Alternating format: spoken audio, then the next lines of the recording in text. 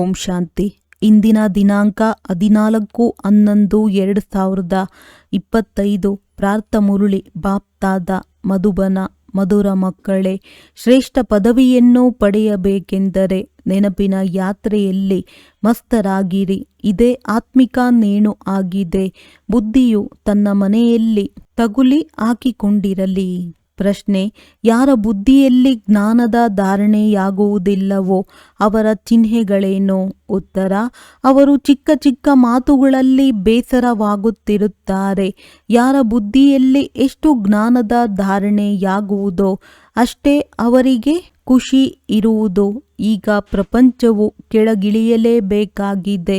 ಇದರಲ್ಲಿ ನಷ್ಟವಾಗಲಿದೆ ಎಂಬುದು ಒಂದು ವೇಳೆ ಬುದ್ಧಿಯಲ್ಲಿ ಜ್ಞಾನವಿದ್ದಿದ್ದೇ ಆದರೆ ಎಂದಿಗೂ ಬೇಸರವಾಗುವುದಿಲ್ಲ, ಸದಾ ಖುಷಿ ಇರುವುದು. ಓಂ ಶಾಂತಿ. ಮಧುರಾತಿ ಮಧುರ ಆತ್ಮಿಕ ಮಕ್ಕಳ ಪ್ರತಿ ಆತ್ಮಿಕ ತಂದೆಯು ತಿಳಿಸುತ್ತಾರೆ. ಮಕ್ಕಳಿಗೆ ತಿಳಿದಿದೆ, ಶ್ರೇಷ್ಠಾತಿ ಶ್ರೇಷ್ಠನು ಭಗವಂತನೆಂದು ಹೇಳಲಾಗುತ್ತದೆ. ಆತ್ಮದ ಬುದ್ಧಿಯೋಗವು ತನ್ನ ಮನೆಯ ಕಡೆ ಹೋಗಬೇಕು. ಆದರೆ ಈ ಜ್ಞಾನವು ಬುದ್ಧಿಯಲ್ಲಿರುವ ಮನುಷ್ಯರು ಯಾರೊಬ್ಬರೂ ಇಲ್ಲ. ಸನ್ಯಾಸಿಗಳು ಬ್ರಹ್ಮತತ್ವವು ಮನೆಯಾಗಿದೆ ಎಂಬುದನ್ನು ನಾವು ಬ್ರಹ್ಮತತ್ವದಲ್ಲಿ ಲೀನವಾಗುತ್ತೇವೆಂದು ಹೇಳುತ್ತಾರೆ. ಅಂದ ಮೇಲೆ ಅದು ಮನೆಯಾಯಿತೆ, ಏಕೆಂದರೆ ಮನೆಯಲ್ಲಿ ವಾಸ ಮಾಡಲಾಗುತ್ತದೆ. ನೀವು ಮಕ್ಕಳ ಬುದ್ಧಿಯು ಅಲ್ಲಿರಬೇಕು. ಹೇಗೆ ಯಾರನ್ನಾದರೂ ಗಲ್ಲಿಗೇರಿಸಲಾಗುತ್ತದೆ, ಹಾಗೆಯೇ ನೀವೀಗ ಆತ್ಮಿಕ ಗಲ್ಲಿಗೇರಿಸಲ್ಪಟ್ಟಿದ್ದೀರಿ. ಅರ್ಥಾತ್ ನಿಮ್ಮ ಬುದ್ಧಿಯು ಅಲ್ಲಿ ಸಿಕ್ಕಿ ಹಾಕಿಕೊಂಡಿರಲಿ. ಆಂತರ್ಯದಲ್ಲಿದೆ. ನಮ್ಮನ್ನು ಸರ್ವಶ್ರೇಷ್ಠ ತಂದೆಯು ಬಂದು ಸರ್ವಶ್ರೇಷ್ಠ ಮನೆಗೆ ಕರೆದುಕೊಂಡು ಹೋಗುತ್ತಾರೆ. ನಾವೀಗ ಮನೆಗೆ ಹೋಗಬೇಕಾಗಿದೆ. ಶ್ರೇಷ್ಠಾತಿ ಶ್ರೇಷ್ಠ ತಂದೆಯು ನಮಗೆ ಶ್ರೇಷ್ಠಾತಿ ಶ್ರೇಷ್ಠ ಪದವಿಯನ್ನು ಪ್ರಾಪ್ತಿ ಮಾಡಿಸುತ್ತಾರೆ. ರಾವಣ ರಾಜ್ಯದಲ್ಲಿ ಎಲ್ಲರೂ ನೀಚರಾಗಿದ್ದಾರೆ. ಇಲ್ಲಿ ಕನಿಷ್ಠರು, ಅಲ್ಲಿ ಶ್ರೇಷ್ಠರು. ಇವರಿಗೆ ಶ್ರೇಷ್ಠತೆಯ ಬಗ್ಗೆ ತಿಳಿದೇ ಇಲ್ಲ. ಹಾಗೆಯೇ ಶ್ರೇಷ್ಠ ಕುಲದವರಿಗೂ ಸಹ ಕನಿಷ್ಠರ ಬಗ್ಗೆ ತಿಳಿಯುವುದಿಲ್ಲ. ನೀವೀಗ ತಿಳಿದುಕೊಂಡಿದ್ದೀರಿ. ಶ್ರೇಷ್ಠಾತಿ ಶ್ರೇಷ್ಠನಂತೂ ಭಗವಂತನೊಬ್ಬನಿಗೆ ಹೇಳಲಾಗುತ್ತದೆ. ಬುದ್ಧಿಯು ಮೇಲೆ ಹೋಗುತ್ತದೆ.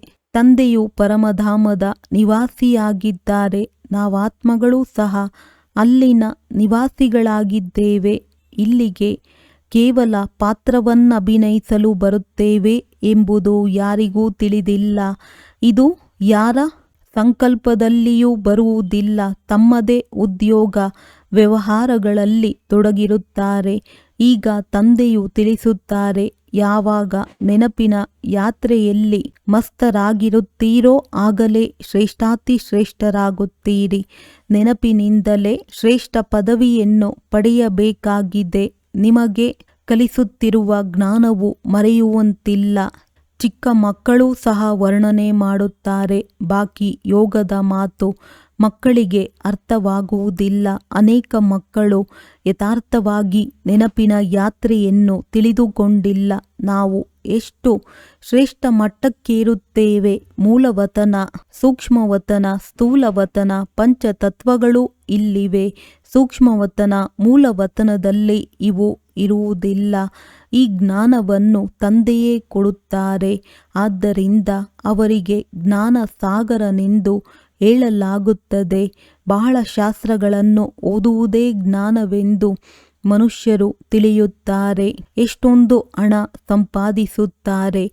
ಶಾಸ್ತ್ರಗಳನ್ನು ಓದುವವರಿಗೆ ಬಹಳ ಮಾನ್ಯತೆ ಸಿಗುತ್ತದೆ. ಆದರೆ ನಿಮಗೆ ತಿಳಿದಿದೆ, ಇದರಲ್ಲಿ ಯಾವುದೇ ಹೆಗ್ಗಳಿಕೆ ಇಲ್ಲ. ಶ್ರೇಷ್ಠಾತಿ ಶ್ರೇಷ್ಠನೆಂದು ಒಬ್ಬರೇ ಭಗವಂತನಾಗಿದ್ದಾರೆ. ಅವರ ಮೂಲಕ ನಾವು ಶ್ರೇಷ್ಠಾತಿ ಶ್ರೇಷ್ಠ ಸ್ವರ್ಗದಲ್ಲಿ ರಾಜ್ಯ ಮಾಡುವವರಾಗುತ್ತೇವೆ. ಸ್ವರ್ಗವೆಂದರೇನು, ನರಕವೆಂದರೇನು, 84 ಜನ್ಮಗಳ ಚಕ್ರವು ಹೇಗೆ ಸುತ್ತುತ್ತದೆ, ಇದನ್ನು ನಿಮ್ಮ ವಿನಃ ಸೃಷ್ಟಿಯಲ್ಲಿ ಯಾರೂ ತಿಳಿದುಕೊಂಡಿಲ್ಲ. ಇದೆಲ್ಲವೂ ಕಲ್ಪನೆ ಎಂದು ಹೇಳಿಬಿಡುತ್ತಾರೆ. ಅಂಥವರು ನಮ್ಮ ಕುಲದವರಲ್ಲವೆಂದು ತಿಳಿಯಿರಿ. ಇದರಲ್ಲಿ ಬೇಸರವಾಗಬಾರದು, ಏಕೆಂದರೆ ಅವರ ಪಾತ್ರವಿಲ್ಲವೆಂದರೆ ಏನನ್ನು ಅರ್ಥ ಮಾಡಿಕೊಳ್ಳುವುದಿಲ್ಲ. ಈಗ ನೀವು ಮಕ್ಕಳ ಬುದ್ಧಿಯು ಬಹಳ ಶ್ರೇಷ್ಠವಾಗಿದೆ. ಯಾವಾಗ ನೀವು ಶ್ರೇಷ್ಠ ಪ್ರಪಂಚದಲ್ಲಿರುತ್ತೀರೋ ಆಗ ನೀಚ ಪ್ರಪಂಚವನ್ನು ತಿಳಿದುಕೊಳ್ಳುವುದಿಲ್ಲ. ನೀಚ ಪ್ರಪಂಚದವರು ಶ್ರೇಷ್ಠ ಪ್ರಪಂಚದ ಬಗ್ಗೆ ತಿಳಿದುಕೊಂಡಿಲ್ಲ. ಆ ಶ್ರೇಷ್ಠ ಪ್ರಪಂಚಕ್ಕೆ ಸ್ವರ್ಗವೆಂದು ಕರೆಯಲಾಗುತ್ತದೆ. ಬಲೆ ವಿದೇಶಿಯರು ಸ್ವರ್ಗದಲ್ಲಂತೂ ಹೋಗುವುದಿಲ್ಲ. ಆದರೂ ಹೆವೆನ್ ಪ್ಯಾರಡೈಸ್ ಇತ್ತೆಂದು ಹೆಸರನ್ನು ಉಪಯೋಗಿಸುತ್ತಾರೆ. ಮುಸಲ್ಮಾನರೂ ಸಹ ಬಹಿಷ್ತಾ ಎಂದು ಹೇಳುತ್ತಾರೆ. ಆದರೆ ಅಲ್ಲಿಗೆ ಹೇಗೆ ಹೋಗಬೇಕೆಂಬುದು ಅವರಿಗೆ ತಿಳಿದಿಲ್ಲ. ಈಗ ನಿಮಗೆ ಎಷ್ಟೊಂದು ತಿಳುವಳಿಕೆ ಸಿಗುತ್ತಿದೆ. ಶ್ರೇಷ್ಠಾತಿ ಶ್ರೇಷ್ಠ ತಂದೆಯು ಎಷ್ಟೊಂದು ಜ್ಞಾನವನ್ನು ಕೊಡುತ್ತಾರೆ. ಈ ನಾಟಕವು ಹೇಗೆ ಬಹಳ ಅದ್ಭುತವಾಗಿ ಮಾಡಲ್ಪಟ್ಟಿದೆ. ಯಾರು ಡ್ರಾಮಾದ ರಹಸ್ಯವನ್ನು ತಿಳಿದುಕೊಂಡಿಲ್ಲವೋ ಅವರು ಇದನ್ನು ಕಲ್ಪನೆಯೆಂದು ಹೇಳಿಬಿಡುತ್ತಾರೆ. ನೀವು ಮಕ್ಕಳಿಗೆ ತಿಳಿದಿದೆ ಇದು ಪತಿತ ಪ್ರಪಂಚವಾಗಿದೆ. ಆದ್ದರಿಂದ ಹೇ ಪತಿತ ಪಾವನ ಬಂದು ನಮ್ಮನ್ನು ಪಾವನರನ್ನಾಗಿ ಮಾಡಿ ಎಂದು ಕರೆಯುತ್ತಾರೆ. ತಂದೆಯು ತಿಳಿಸುತ್ತಾರೆ, ಪ್ರತಿ 5,000 ವರ್ಷಗಳ ನಂತರ ಇತಿಹಾಸವು ಪುನರಾವರ್ತನೆಯಾಗುತ್ತದೆ.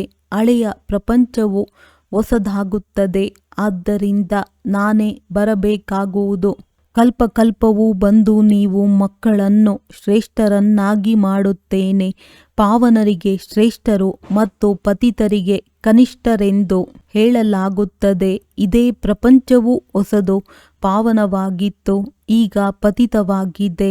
ಈ ಮಾತುಗಳನ್ನು ನಿಮ್ಮಲ್ಲಿಯೂ ನಂಬರ್ ವಾರ್ ತಿಳಿದುಕೊಳ್ಳುತ್ತಾರೆ.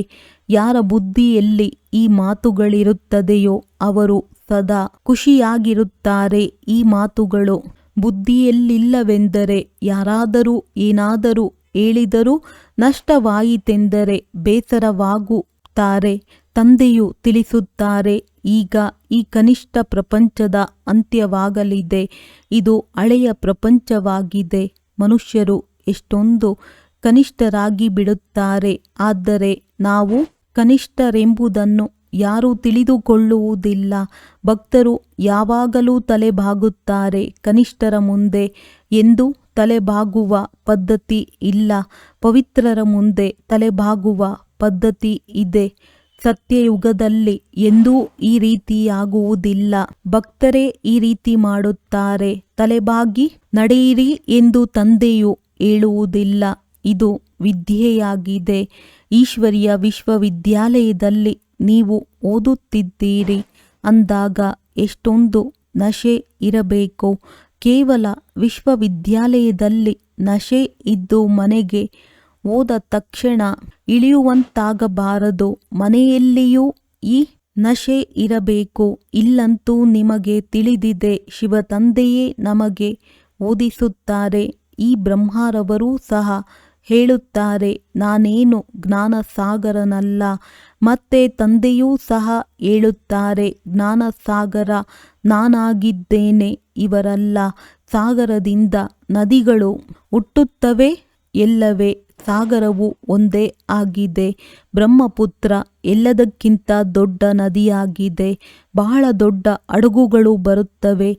ನದಿಗಳಂತೂ ಬಹಳಷ್ಟಿವೆ. ಪತಿತ ಪಾವನಿ ಗಂಗೆ ಎಂದು ಕೇವಲ ಇಲ್ಲಿಯೇ ಹೇಳುತ್ತಾರೆ. ಹೊರಗಡೆ ಮತ್ಯಾವುದೇ ನದಿಗೆ ಈ ರೀತಿ ಹೇಳುವುದಿಲ್ಲ. ನದಿಯು ಪತಿತ ಪಾವನಿಯಾಗಿದ್ದರೆ ಮತ್ತೆ ಗುರುಗಳ ಅವಶ್ಯಕತೆಯೇ ಇರುವುದಿಲ್ಲ.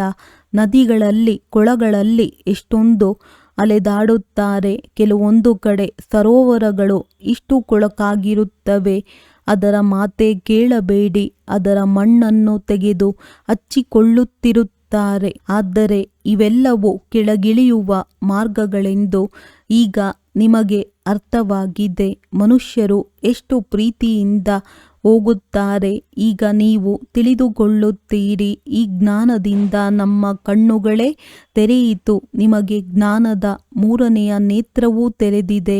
ಆತ್ಮಕ್ಕೆ 3ನೆಯ ನೇತ್ರವೂ ಸಿಗುತ್ತದೆ. ಆದ್ದರಿಂದ ತ್ರಿಕಾಲದರ್ಶಿ ಎಂದು ಹೇಳುತ್ತಾರೆ. ಆತ್ಮದಲ್ಲಿ 3 ಕಾಲಗಳ ಜ್ಞಾನವು ಬರುತ್ತದೆ. ಆತ್ಮವು ಬಿಂದುವಾಗಿದೆ, ಅದರಲ್ಲಿ ನೇತ್ರವಿರಲು ಹೇಗೆ ಸಾಧ್ಯ? ಇವೆಲ್ಲವೂ ತಿಳಿದುಕೊಳ್ಳುವ ಮಾತುಗಳಾಗಿವೆ. ಜ್ಞಾನದ ಮೂರನೆಯ ನೇತ್ರದಿಂದ ನೀವು ತ್ರಿಕಾಲದರ್ಶಿ ತ್ರಿಲೋಕಿನಾಥರಾಗುತ್ತೀರಿ. ನಾಸ್ತಿಕರಿಂದ ಆಸ್ತಿಕರಾಗುತ್ತೀರಿ. ಮೊದಲು ನೀವು ರಚಯಿತ ಮತ್ತು ರಚನೆಯ ಆದಿ ಮಧ್ಯ ಅಂತ್ಯವನ್ನು ತಿಳಿದುಕೊಂಡಿರಲಿಲ್ಲ. ತಂದೆಯ ಮೂಲಕ ರಚನೆಯ ಆದಿ ಮಧ್ಯ ಅಂತ್ಯವನ್ನು ತಿಳಿದುಕೊಳ್ಳುವುದರಿಂದ ನಿಮಗೆ ಆಸ್ತಿ ಸಿಗುತ್ತಿದೆ. ಇದು ಜ್ಞಾನವಲ್ಲವೇ? ಇತಿಹಾಸ, ಭೂಗೋಳವೂ ಇದೆ, ಲೆಕ್ಕಾಚಾರವಿದೆಯಲ್ಲವೇ? ಯಾರಾದರೂ ತೀಕ್ಷ್ಣವಾದ ಮಕ್ಕಳಿದ್ದರೆ ನಾವು ಎಷ್ಟು ಜನ್ಮಗಳನ್ನು ತೆಗೆದುಕೊಳ್ಳುತ್ತೇವೆ? ಈ ಲೆಕ್ಕದಿಂದ ಅನ್ಯ ಧರ್ಮದವರದ್ದು ಎಷ್ಟು ಜನ್ಮಗಳಿರುತ್ತವೆ ಎಂಬುದನ್ನು ಚೆಕ್ ಮಾಡಿರಿ. ಆದರೆ ತಂದೆಯು ತಿಳಿಸುತ್ತಾರೆ, ಇವೆಲ್ಲ ಮಾತುಗಳಲ್ಲಿ ಹೆಚ್ಚು ತಲೆಕೆಡಿಸಿಕೊಳ್ಳುವ ಮಾತಿಲ್ಲ. ಇದರಿಂದ ಸಮಯ ವ್ಯರ್ಥವಾಗುವುದು. ಇಲ್ಲಂತೂ ಎಲ್ಲವನ್ನು ಮರೆಯಬೇಕಾಗಿದೆ. ಇಲ್ಲಿ ತಿಳಿಸುವ ಅವಶ್ಯಕತೆಯೂ ಇಲ್ಲ. ನೀವಂತೂ ತಂದೆಯ ಪರಿಚಯ ಕೊಡುತ್ತೀರಿ. ಅವರನ್ನು ಯಾರೂ ತಿಳಿದುಕೊಂಡಿಲ್ಲ. ಶಿವತಂದೆಯು ಭಾರತದಲ್ಲಿಯೇ ಬರುತ್ತಾರೆ. ತಂದೆಯು ಅವಶ್ಯವಾಗಿ ಯಾವುದೋ ಕರ್ತವ್ಯ ಮಾಡಿ ಹೋದ ಕಾರಣವಾಗಿ ಜಯಂತಿಯನ್ನಾಚರಿಸುತ್ತಾರಲ್ಲವೇ? ಹೇಗೆ ಗಾಂಧಿ ಅಥವಾ ಯಾವುದೇ ಸಾಧುಗಳು ಇದ್ದು ಹೋಗಿರುವ ಕಾರಣ ಅವರ ಸ್ಟಾಂಪ್ ಮಾಡಿಸುತ್ತಿರುತ್ತಾರೆ, ಕೌಟುಂಬಿಕ ಯೋಜನೆಯ ಸ್ಟಾಂಪ್ ಮಾಡಿಸುತ್ತಾರೆ. ಈಗ ನಿಮಗೆ ನಶೆ ಇದೆ. ನಾವು ಪಾಂಡವ ಸರ್ಕಾರದವರಾಗಿದ್ದೇವೆ. ಇದು ಸರ್ವಶಕ್ತಿವಂತ ತಂದೆಯ ಸರ್ಕಾರವಾಗಿದೆ. ನಿಮ್ಮದು ಇದು ರಾಷ್ಟ್ರ ಲಾಂಛನವಾಗಿದೆ. ಮತ್ಯಾರೂ ಈ ಲಾಂಛನವನ್ನು ಅರಿತುಕೊಂಡಿಲ್ಲ. ನಿಮಗೆ ತಿಳಿದಿದೆ ವಿನಾಶ ಕಾಲದಲ್ಲಿ ಪ್ರೀತಿ ಬುದ್ಧಿಯು ನಮ್ಮದೇ ಆಗಿದೆ. ತಂದೆಯನ್ನು ನಾವು ಬಹಳ ನೆನಪು ಮಾಡುತ್ತೇವೆ. ತಂದೆಯನ್ನು ನೆನಪು ಮಾಡುತ್ತಾ ಪ್ರೇಮದ ಕಣ್ಣೀರು ಬಂದು ಬಿಡುತ್ತದೆ. ಬಾಬಾ, ತಾವು ನಮ್ಮನ್ನು ಅರ್ಧಕಲ್ಪಕ್ಕಾಗಿ ಎಲ್ಲ ದುಃಖಗಳಿಂದ ದೂರ ಮಾಡಿಬಿಡುತ್ತೀರಿ. ಇಲ್ಲಿ ಯಾವುದೇ ಗುರು, ಮಿತ್ರ, ಸಂಬಂಧಿ ಮೊದಲಾದ ಯಾರನ್ನು ನೆನಪು ಮಾಡುವ ಅವಶ್ಯಕತೆ ಇಲ್ಲ. ಒಬ್ಬ ತಂದೆಯನ್ನೇ ನೆನಪು ಮಾಡಿ. ಇದಕ್ಕಾಗಿ ಮುಂಜಾನೆಯ ಸಮಯವು ಬಹಳ ಚೆನ್ನಾಗಿರುತ್ತದೆ. ಬಾಬಾ ತಮ್ಮದು ಬಹಳ ಚಮತ್ಕಾರವಾಗಿದೆ. ಪ್ರತಿ 5,000 ವರ್ಷಗಳ ನಂತರ ತಾವು ನಮ್ಮನ್ನು ಜಾಗೃತಗೊಳಿಸುತ್ತೀರಿ. ಎಲ್ಲ ಮನುಷ್ಯ ಮಾತ್ರರು ಕುಂಭಕರ್ಣ ಆಸುರಿ ನಿದ್ರೆಯಲ್ಲಿ ಮಲಗಿದ್ದಾರೆ, ಅರ್ಥಾತ್ ಅಜ್ಞಾನ ನಿದ್ರೆಯಲ್ಲಿದ್ದಾರೆ. ನೀವೀಗ ತಿಳಿದುಕೊಳ್ಳುತ್ತೀರಿ. ಭಾರತದ ಪ್ರಾಚೀನ ಯೋಗವು ಇದಾಗಿದೆ. ಉಳಿದಂತೆ ಏನೆಲ್ಲ ಇಷ್ಟೊಂದು ಹಠಯೋಗಗಳನ್ನು ಕಲಿಸುತ್ತಾರೆಯೋ ಅವೆಲ್ಲವೂ ಶರೀರದ ಆರೋಗ್ಯಕ್ಕಾಗಿ ವ್ಯಾಯಾಮವಾಗಿದೆ. ಈಗ ನಿಮ್ಮ ಬುದ್ಧಿಯಲ್ಲಿ ಇಡೀ ಜ್ಞಾನವಿದೆ. ಆದ್ದರಿಂದ ಖುಷಿ ಇರುತ್ತದೆ. ಇಲ್ಲಿಗೆ ಬಂದಾಗ ತಂದೆಯು ರಿಫ್ರೆಶ್ ಮಾಡುತ್ತಾರೆ. ಕೆಲವರಂತೂ ಇಲ್ಲಿ ರಿಫ್ರೆಶ್ ಆಗಿ ಹೊರಗಡೆ ಹೋಗುತ್ತಿದ್ದಂತೆಯೇ ನಶೆ ಎಲ್ಲವೂ ಸಮಾಪ್ತಿಯಾಗುತ್ತದೆ. ನಂಬರ್ ವಾರಂತೂ ಇರುತ್ತಾರಲ್ಲವೇ? ಇದು ಪತಿತ ಪ್ರಪಂಚವಾಗಿದೆ. ಏ ಪತಿತ ಪಾವನ ಬನ್ನಿ ಎಂದು ಕರೆಯುತ್ತಾರೆ.